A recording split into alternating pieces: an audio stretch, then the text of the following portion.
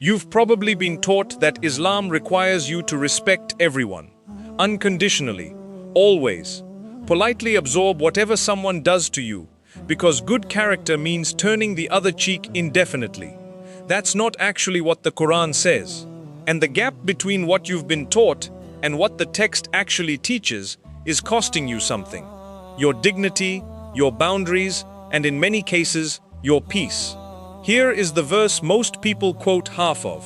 Indeed, Allah does not like the public mention of evil except by one who has been wronged. Surah An-Nisa 4 verse 148. People stop there. They use it to argue that Islam wants silence, patience, endless tolerance no matter what is done to you. But look at what comes immediately after. And ever is Allah hearing and knowing. The verse is not commanding submission to wrongdoing. It is establishing that Allah Himself sees the wrong being done to you, and that this seeing changes the moral equation entirely. The wronged person has permission. The wronged person is not required to keep extending a respect that is not being reciprocated. This is the actual Islamic teaching that has been flattened into something softer and less true. Respect in Islam is not a blanket obligation toward every human being, regardless of how they treat you.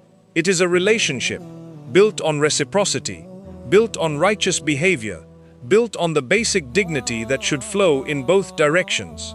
When that reciprocity is broken, deliberately, repeatedly, without remorse, the obligation to keep extending unconditional respect breaks with it. This video is going to walk through 7 specific behaviors that the Quran and Sunnah identify as disqualifying someone from the respect you have been taught to give automatically.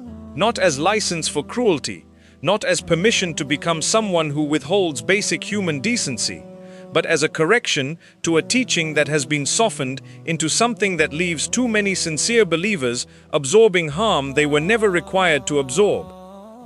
1. When their words cannot be trusted. The Prophet, peace be upon him, gave us one of the clearest diagnostic tools in the entire Islamic tradition for identifying someone whose character has become compromised. The signs of a hypocrite are 3. When he speaks, he lies. When he makes a promise, he breaks it. And when he is entrusted, he betrays. Reported in Sahih al-Bukhari and Sahih Muslim. Notice what this hadith does not say. It does not say occasionally lies under pressure. It does not say sometimes exaggerates. It describes a pattern: speech, promise, trust. All 3 compromised, consistently, as a marker of a specific kind of broken character. Most people think lying is wrong because it offends some abstract principle of honesty. The deeper issue is what lying does to the relationship between 2 people. Speech is the medium through which trust is built. When someone lies to manipulate you, not an honest mistake, not a momentary failure under pressure, but a deliberate use of falsehood to control your behavior, your perception, or your decisions, they are not simply being dishonest. They are using the very tool of connection as a weapon against you. O you who have believed, fear Allah and be with those who are true. Surah At-Tawbah 9:119. The Quran does not say be patient with those who are false. It says align yourself with truth and the people who carry it. This is not an accident of phrasing. The Quran is making a claim about who deserves your proximity, your trust, your continued investment. The person who manipulates you with lies has made a specific choice to treat your perception of reality as something they are entitled to control for their own benefit. That is not a minor character flaw. That is the specific behavior the Prophet identified as one of the clearest markers of hypocrisy. And hypocrisy in Islamic teaching is treated with significant seriousness precisely because it operates through deception rather than open hostility. It is harder to detect and therefore more dangerous. You are not required to keep extending trust to someone who has demonstrated, repeatedly, that your trust is simply material for them to work with. 2. When they cannot honor a limit you've set. There is a specific kind of person who hears the word no and treats it as the opening move of a negotiation rather than the end of the conversation. Islam takes the concept of personal boundaries seriously, even though the language used to describe it is older and more specific than the modern vocabulary we use today. The Prophet, peace be upon him, taught extensively about the right to privacy, the prohibition on entering someone's space without permission, and the obligation to respect what belongs to another person, including their time, their peace, and their explicitly stated limits. O you who have believed, do not enter houses other than your own houses until you ascertain welcome and greet their inhabitants. Surah An-Nur 24:27. This verse is about literal physical entry, but the scholars have long understood the underlying principle to extend beyond doorways. It establishes a theology of consent, the idea that another person's space, in every sense of the word, requires permission before you enter it. When someone repeatedly disregards a boundary, you have clearly and reasonably communicated. When "I'm not comfortable with that" produces another attempt rather than a stop. When "please don't" is treated as an invitation to keep pushing, they are revealing something specific about how they view your autonomy. Not as something that belongs to you and deserves honoring, as an obstacle to be worked around. This is incompatible with the basic Islamic principle that every human being possesses inherent dignity that does not depend on anyone else's permission. And we have certainly honored the children of Adam. Surah Al-Isra 17:70. That honor includes the right to determine the terms of your own space, your own time, and your own comfort. A person who consistently violates boundaries you have stated clearly is not simply being inconsiderate. They are contesting something the Quran has already settled. 3. When your generosity becomes their entitlement. There is a moment that arrives in many relationships, quietly, without a clear beginning, when something that was once a gift becomes something the other person believes they are owed. Islam places extraordinary value on generosity, and whatever good you do, indeed, Allah is knowing of it. Surah Al-Baqarah 2 verse 215. The believer is encouraged toward open-handedness, toward giving without keeping score, toward extending help without demanding reciprocation. This is genuinely central to the faith. But there is a difference between generosity that is received with gratitude and generosity that is exploited as a resource to be drained. The Prophet, peace be upon him, while teaching the importance of giving, never taught that the giver should accept being used. There is no instruction in the Sunnah that says, continue extending help to someone who shows no appreciation, who never reciprocates, who treats your kindness as a permanent feature of their convenience rather than a gift offered freely. The specific marker to watch for is not whether someone receives from you. It is whether there is any acknowledgement, any reciprocity, any sign that what you give is recognized as a gift rather than assumed as an entitlement. When a person takes from your kindness repeatedly while showing no gratitude, no reciprocal care, no recognition that you are extending something they have not earned, they have transformed the relationship from one of mutual care into one of extraction. And do not consume one another's wealth unjustly. Surah Al-Baqarah 2:188. While this verse addresses financial dealings directly, the principle of unjust consumption extends to the consumption of someone's time, energy, and emotional resources without fair return. A person who consistently consumes your generosity without reciprocity or gratitude is engaged in exactly the kind of injustice the Quran is warning against, just in a form that doesn't involve money. 4. When they speak about you in rooms you're not in the Quran's language. About backbiting is among the most viscerally specific in the entire text, and do not backbite each other. Would one of you like to eat the flesh of his dead brother?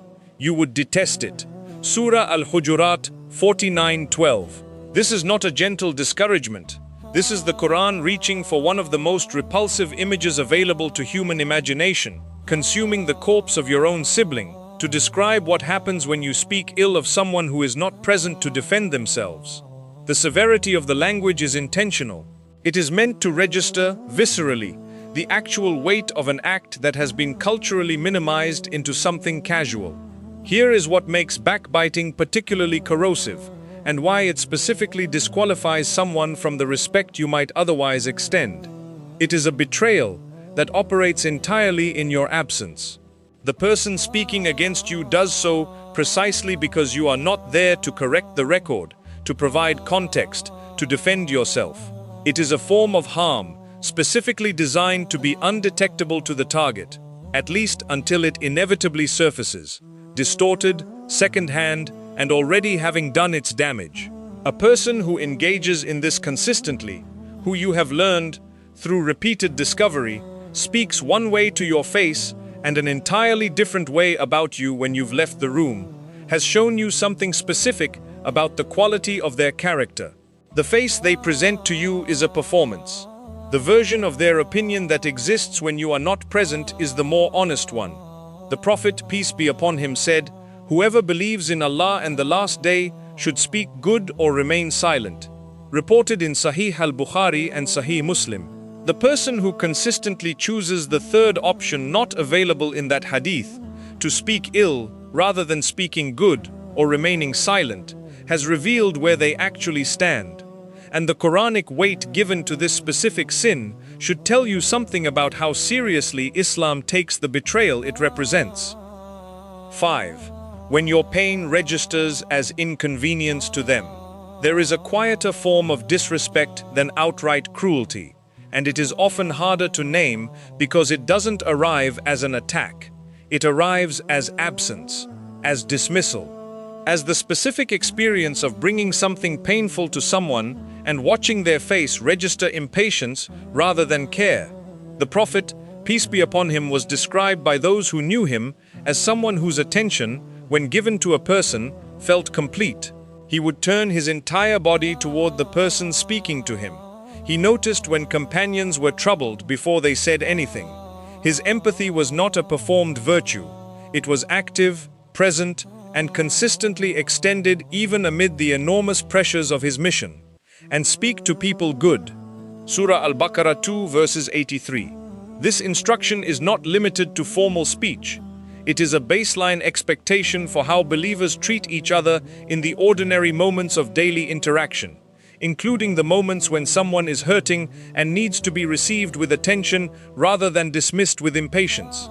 When a person consistently treats your emotional experience as an inconvenience, when your grief gets met with eye-rolling, when your concerns get minimized before you've finished explaining them, when you have learned through repeated experience that bringing your pain to this person produces more pain rather than relief, that pattern is telling you something real about the relationship's actual structure. This is not about requiring perfect emotional attunement from everyone in your life at every moment. People are limited, distracted, sometimes simply unable to be fully present. That is human and forgivable. What is different is the pattern, the consistent, repeated experience of your feelings being treated as a burden rather than as something that matters. Islam asks believers to carry each other's burdens with compassion, not to treat each other's pain as an interruption to be managed and dismissed. 6.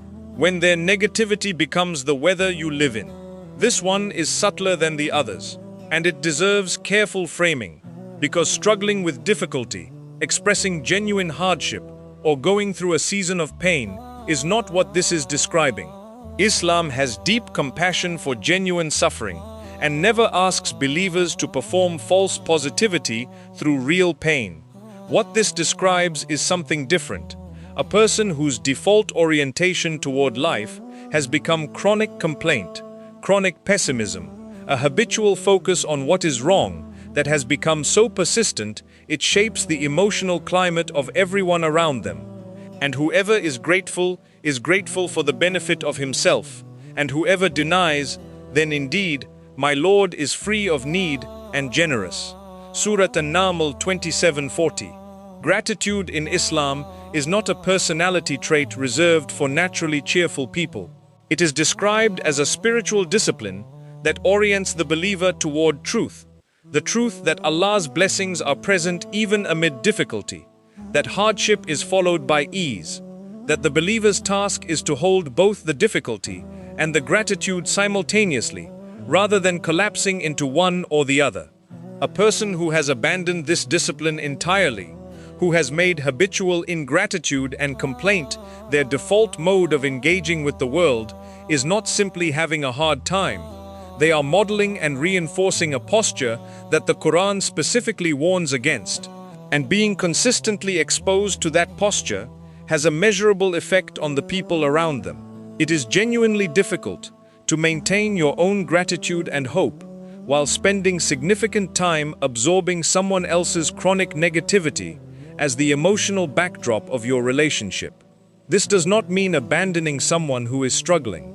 It means recognizing the difference between a person walking through difficulty with you and a person whose negativity has become so chronic that it functions as a drain rather than a connection, and recognizing that you are not required to give that pattern your unconditional respect. 7. When their word has stopped meaning anything. We already encountered the hadith that named broken promises as one of the 3 signs of hypocrisy. It bears returning to with more weight, because of all 7 behaviors in this video, this is the one that erodes trust most completely and most permanently. A promise, in Islamic understanding, is not a casual social gesture. It is closer to a covenant, a small-scale version of the kind of binding commitment the Quran takes extremely seriously. And fulfill the covenant of Allah when you have taken it, and do not break oaths after their confirmation. Surah An-Nahl 1691. While this verse speaks to covenants with Allah directly, scholars have consistently drawn the connection to human commitments. The principle that your word, once given, creates an obligation that should not be treated lightly. When someone breaks their word to you repeatedly, not the occasional, honest failure that comes from genuine circumstance, but a pattern, a habit, a person whose promises you have learned not to plan your life around, because they simply do not consistently follow through. They have told you something true about how they regard their relationship with you. Your reliance on their word does not factor meaningfully into their decisions. This matters because trust is the actual infrastructure of every functioning relationship. Once it has been repeatedly demonstrated that someone's commitments cannot be relied upon, continuing to extend the same level of trust you would give to someone reliable is not generosity. It is a refusal to see what has been clearly shown to you. The Prophet, peace be upon him, modeled the opposite of this throughout his entire life. His companions described him as someone whose word, once given, was as reliable as anything in their experience. This was not incidental to his character. It was central to it. Central enough that the absence of it in another person was named by him as one of the clearest indicators of a broken moral state. What this actually means for you. None of this is permission to become hard-hearted. None of this is license to withdraw basic human kindness from everyone who has ever disappointed you, or to weaponize this video as justification for cutting people off the moment they make a mistake. What this is a correction. A correction to the version of Islamic teaching on respect that has been softened into something that asks too much of sincere people and too little of people whose behavior is genuinely harming them. Indeed, Allah does not like the public mention of evil except by one who has been wronged. That verse establishes the wronged person's permission. It establishes that Allah sees what was done to you, and it establishes, by extension, that the indefinite, unconditional extension of respect to someone whose behavior has repeatedly and deliberately violated your dignity is not a requirement of the faith. It is a misunderstanding of it. Respect, in the actual Islamic framework, is relational. It is built on reciprocity, on righteous conduct, on the basic dignity that flows both directions between two people who are genuinely honoring one another. It is not a one-way obligation you owe, regardless of how you are treated. The believer's task is not infinite tolerance of harm. The believer's task is righteousness, and righteousness includes the wisdom to recognize when a pattern has crossed from human imperfection into deliberate disregard for your worth. So examine the relationships where you have been extending unconditional respect to behavior that has earned something different. Not with bitterness, not with the desire for revenge. Islam consistently steers believers away from that, but with the clarity to see what is actually happening and the permission, which the Quran has already given you, to stop offering what is not being honored in return. You are not required to keep your heart open to harm in the name of good character. Good character includes the wisdom to know the difference between patience and self-erasure. If this corrected something you have been carrying, if it gave you language for a relationship you've been struggling to make sense of, subscribe and stay here. Every video on this channel is built to give you the clearest, most honest version of what Islam actually teaches, not the softened version that leaves sincere people without protection. Leave a comment with the number that landed hardest for you, and share this with someone who has been giving respect to someone who long ago stopped earning it. Respect is relational.